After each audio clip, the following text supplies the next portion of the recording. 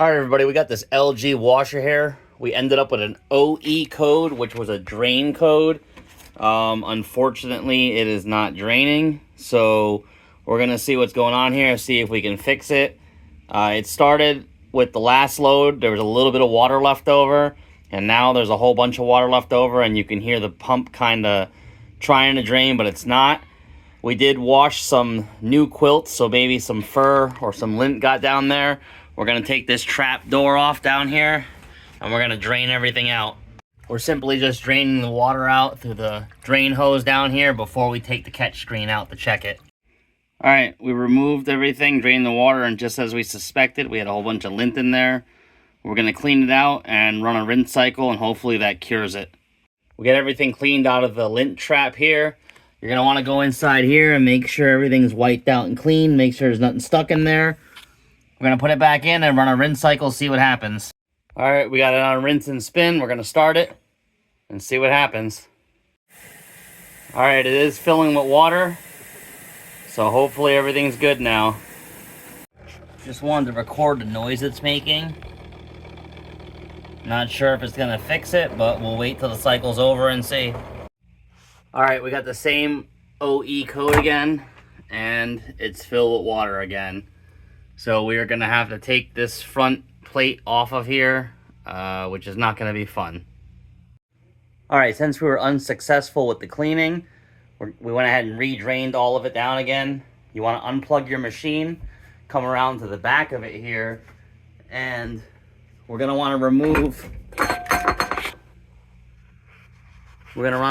these two lower screws here, one on this side and one over here. That's going to give us access to this top cover here so we can pull it off.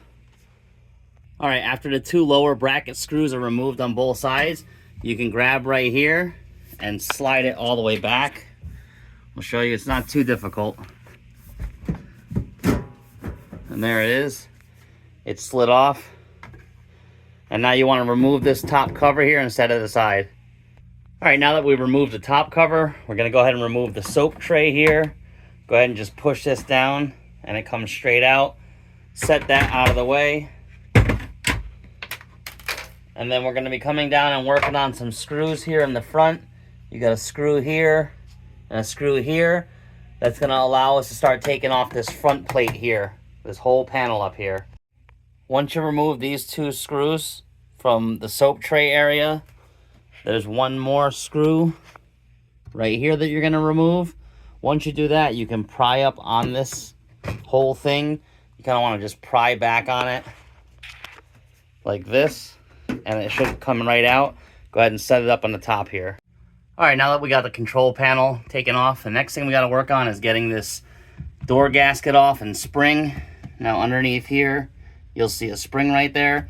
Take a flat tip screwdriver and carefully pop it out and work it all the way around off of this gray gasket. All right, the ring comes out super easy. Next thing you want to do is just take your door gasket and tuck it behind the actual front plate on the door here. We want to start working on getting all these screws out here. Looks like there's 6 right there and 2 or so down here. Take all those out and we should be able to tilt this forward and lift it out. All right, the whole thing just leaned forward and we should be able to just lift it on off. We want to make sure we disconnect that power switch down there.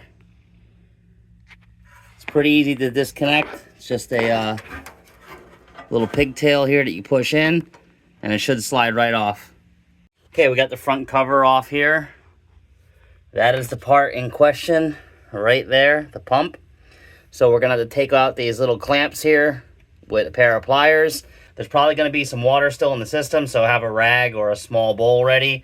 But take these 2 hoses off, and then there's probably a clip or a bolt back there that we're gonna have to undo to get this whole assembly out. We just took out the 3 10mm mounting bolts that were holding it in and fished it out this way. Leave the power cord hooked up to it. Have a towel because water will spill. Just remember the location of your plugs here.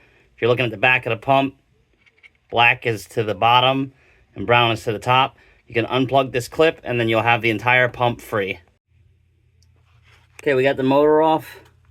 We're going to show you exactly what the problem is here. And it just pops right out of here like that. So if we take our hand here, you can pull this impeller out.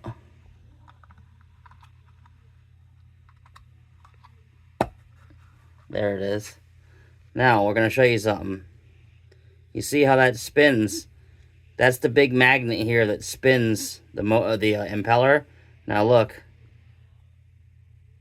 The shaft is stripped on there. So if you see, it'll spin it, but as soon as we put pressure there, it just spins on itself. So this motor's shot. We're going to order a new one, get it in here, and get this thing fixed, hopefully. We got the part in off of Amazon. It looks exactly the same as the OEM part. It even came in a box that says genuine OEM part. So we think it's going to work out fine. We're going to get it reinstalled on the housing and put back into the machine. The pump is back on the housing assembly. Make sure you remember how you had it wired. Ours, the brown wire was on top. Route it back through the factory locations so that nothing gets caught up inside the suspension down here. Go ahead and fish it back in, and we're going to install the mount bolts. Once you get the pump set inside, the little rubber feet down there, they sit down into a hole and kind of center itself. Run those bolts back in, 10mm bolts. Make sure you hook up your hose clamps and just leave a little bit of hose below the clamp. As you see the green on the underside there, and a little bit of the black hose there. It's going to allow that rubber to sit up. You don't want the clip to sit right up on the edge there. You want to have it right in the middle of the housing and all that stuff. Also, the drain hose, when you run it from the back, you want it run down underneath everything down here, underneath the pump, coming around to the front here and out the hole. That way the pump hose is low enough to drain everything out. If you come over the top here, you'll never get all the water out of the system when you drain it. We're going to move on now to hanging the front door on and putting the door sensor back in. And then we can start securing the mounting bolts for all this. We got all 6 of the screws back up here in the door. Also down below, 2 screws down here. Get everything set up. Now the door gasket here, you're gonna have to flip this over to where it has, there's like a little lip there. You want to get that lip that's down here, basically this lip right here. You want to get it over this metal lip,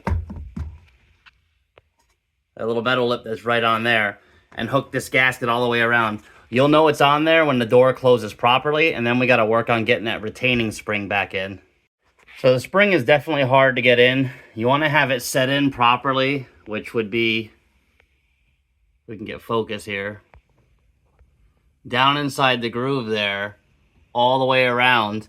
And then they make a tool to spread this out and pop it over. You can do it by yourself. It's hard. You can do it with the tool, or just get somebody to hold the wire in on one side while you work it around, and then it'll make itself in. The gasket spring retainer wire is in.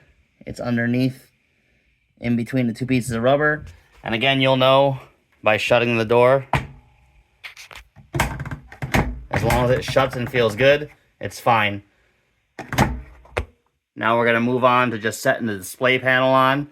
Set the tabs in first on the bottom here into the tabs right here, and roll it back and it'll click in. Put the 2 screws back into the soap cavity hole, or whatever you want to call it, soap dispenser holder. And then we have 1 screw right back here that had to go in. Now we can slide the top back on and put the 2 screws of the bracket in the back. Everything is set up to wash on hot. We're going to see what happens now.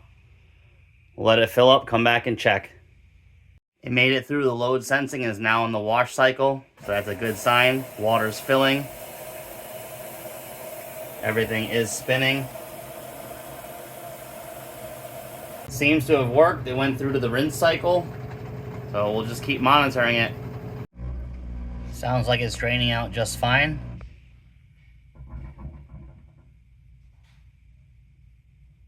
Now we're refilling again. and going back into a rinse cycle. It's draining out again and starting the spin cycle. So this is the final rinse. It's gotten further than it did before. The final rinse is filling up now.